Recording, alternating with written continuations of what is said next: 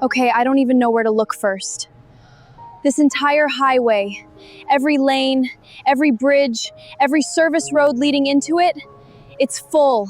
Buses, autonomous trucks, military convoys, families walking with everything they own strapped to their backs because the roads stopped moving properly hours ago. I've genuinely never seen traffic like this in my life, and I don't think anyone has, because this isn't rush hour. This is 8 billion years of human history packing its bags and trying to fit through one door at the same time. This is Earth, the year 2151, and today is the day historians are going to call the final departure. The last scheduled evacuation flights off a planet that, frankly, does not want us anymore. I have about 7 hours before the last gate closes, and I want to see as much of this as I possibly can before I'm on one of those ships myself. Let's go. Quick catch-up for anyone jumping in fresh. By the 2080s, Mars already had almost 1 million permanent residents. Domes, tunnels, whole cities built into craters. Earth, meanwhile, spent those same decades getting hit by everything at once. Heat, water stress, crop failures nobody could fully fix in time. It didn't happen in one dramatic moment. It happened slowly, and then it happened all at once. By the 2140s, the last major governments made the call. Anyone who could leave, should leave. And today, the very last transport window before the corridor shuts for good is happening right now. Okay, so I need to get off this road and walk the rest of the way in, because nothing's moving anymore. This used to be a 12-lane highway, by the way. 12. There's a tree growing straight through the central barrier now. Nobody's cleared it, because there's no point anymore. Nature does not wait around for us to finish leaving. It's also just hot.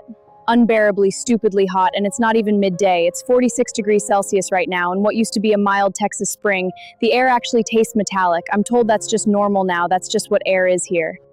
This used to be a park, according to the sign that's still standing. No grass left, just cracked orange ground, but somebody's planted a row of sunflowers right along the fence. Someone is still gardening on the actual last day. There's a dog over there, just sitting outside a front door, still wearing its collar. The house behind it is completely empty, door wide open, nobody home. I don't think anyone's coming back for him. I don't really know what to do with that, so I'm just gonna keep walking. Because if I stop, I don't think I'll be able to. Actually, hold on, there's a truck up ahead with volunteers loading crates onto it. And those crates have air holes. Excuse me, what's happening here? We're the last animal rescue convoy, taking in whatever's left behind before the corridor shuts. Are they going to Mars too? Some of them. Apparently the first Mars settlements only allow working animals through, service dogs, herd animals, that kind of thing. Everyone else stays behind with us, and we do what we can. I don't have anything smart to say to that. I just said thank you and kept walking. Okay, I want to show you one house before I get to the terminal, because empty streets on their own don't really tell the story. This door's just open. I'm gonna go in very quickly, very respectfully. So, this is somebody's kitchen. There's a coffee mug still on the table, half finished, gone cold, probably weeks ago now. There's a calendar on the wall with a birthday circled in red marker. 3 days from today. A birthday that's just never going to happen in this house. Family photos still up on the fridge. Whoever lived here either left in a hurry, or they left carrying as much of this as they could, and there just wasn't room for the rest. Either way, it feels wrong being in here. Let's go. Okay, so this is what used to be Houston. I want to be clear, this is not some Hollywood wasteland. There are still people here. There are still birds. There is still a coffee shop 2 blocks that way that I am absolutely visiting before I leave. But there is also this feeling like the whole city already knows it's closing down. Half these buildings are stripped. No copper wiring left, no glass in some of the windows. People took what they could when they left. Excuse me, hi, sorry, are you also heading to the launch site today? Yeah, us and about everyone else on this block. Last bus goes at 2. You nervous? Honestly, yeah, a little. I've never even left the atmosphere. Well, welcome to the club. Neither have I. Good luck. I'm walking through what's left of a grocery store now, and the shelves are just gone. Not empty, gone, like people unbolted them and took them too. There's a note taped to the door, and it just says, "Thank you, Houston." That's it. No name, just "Thank you, Houston." So, the queue for the transport terminal starts here, and it is long. It is genuinely one of the longest lines I have ever stood in, and everyone here is holding exactly one bag. That's the limit. One bag, 20 kilograms, whatever fits your entire life into that.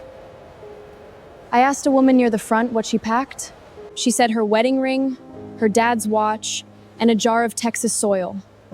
A jar of soil. I got a bit emotional at that one, not going to lie. This kid, maybe 7 years old, he's drawing on the pavement with chalk while his parents argue quietly with a ticketing officer about seat allocation. He has no idea today is the last day anyone will ever draw on this pavement. He's just drawing a rocket. Kids are built different, honestly. Okay, so I've made it to the terminal doors, and this is the actual departure hall. It is enormous, it is loud, and it smells like disinfectant and coffee. Screens everywhere, counting down boarding windows. Gate 14, Gate 22, Gate 9, all flashing at once. And up on the main board, one line at a time, every single destination is just quietly changing to the same 3 words. All flights, Mars. There's actually a pianist over there, playing something slow, right in the middle of all this chaos. Like he's decided this is exactly the kind of day that needs a soundtrack. Nobody's really listening, but nobody's asked him to stop either. Somebody nearby is vacuum sealing a stack of photographs into a bag very carefully, like it's the most important job in the world today. And that vending machine unbelievably still works. Someone just bought what might genuinely be the last bottle of Coca-Cola ever sold on planet Earth and didn't even seem to realize it. There's a janitor over there too, still mopping the floor. This building is never opening again after today, and he is still mopping the floor.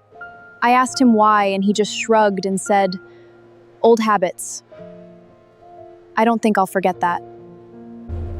I've heard there's a group up on the observation deck who chose to stay, not board. I need to go talk to them, because from where I'm standing, staying here today feels almost unthinkable. So why stay? Somebody has to. Somebody has to remember what this place was before all this. My grandmother's buried 2 miles from here. I'm not leaving her. Do you think Earth can still recover? Given enough time. Not for me, though. Not in my lifetime. But maybe for somebody someday. I don't have a response to that. I really don't. We just sat there in silence for a second, because what do you even say back to that? Okay, so boarding for my flight starts in 40 minutes, and there's something I need to see before I go.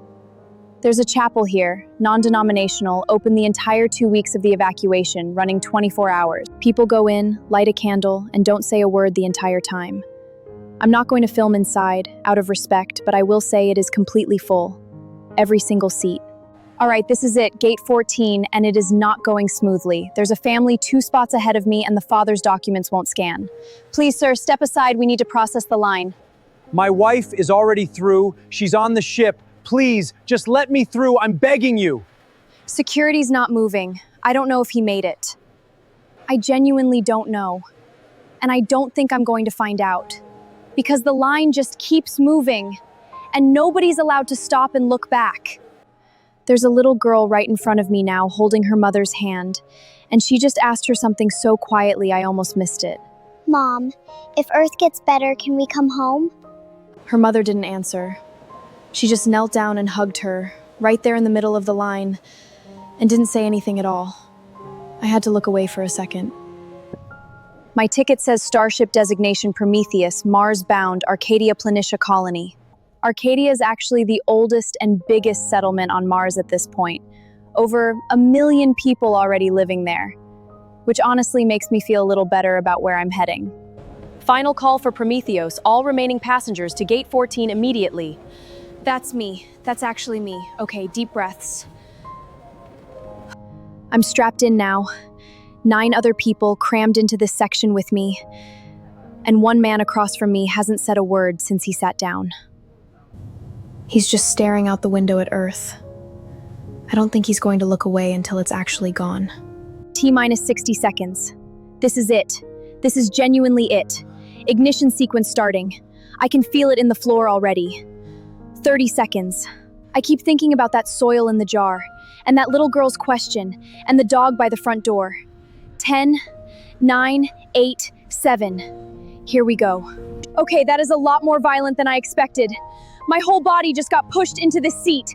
I cannot form full sentences right now. We are actually leaving. We are actually leaving the planet. Oh my god, okay, so we've cleared the atmosphere and I can see it now, properly, fully, the whole thing.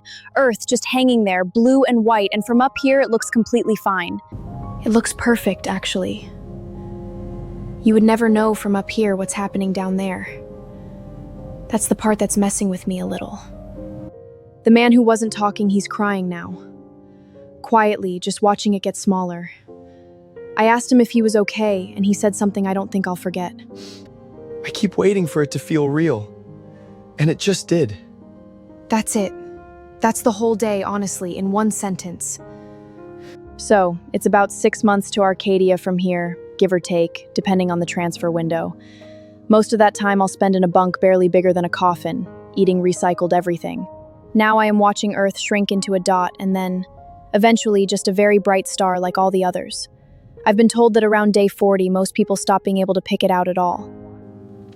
I keep thinking about the kid drawing his rocket on the pavement, the note on the grocery store door, the dog still waiting by that front door, the little girl asking if they could ever come home, and her mother not answering, because there wasn't an answer to give. I think about the woman who's staying behind for her grandmother, and honestly, I don't think either choice today, leaving or staying, was the wrong one. I think they were both just people trying to hold on to something that mattered to them, in the only way they had left. I came into today thinking I was filming the end of something. And I still think that's true. But I don't think it's the end of us. For the first time in 4 billion years, Earth is no longer where humanity lives. Home is somewhere else now. Anyway, I should go. My bunkmate looks like she wants to talk. And honestly, right now, so do I. If you want to see what Arcadia actually looks like when we land, make sure you're subscribed, because that video is coming, whether I'm ready for it or not. Goodbye from low Earth orbit. See you on Mars.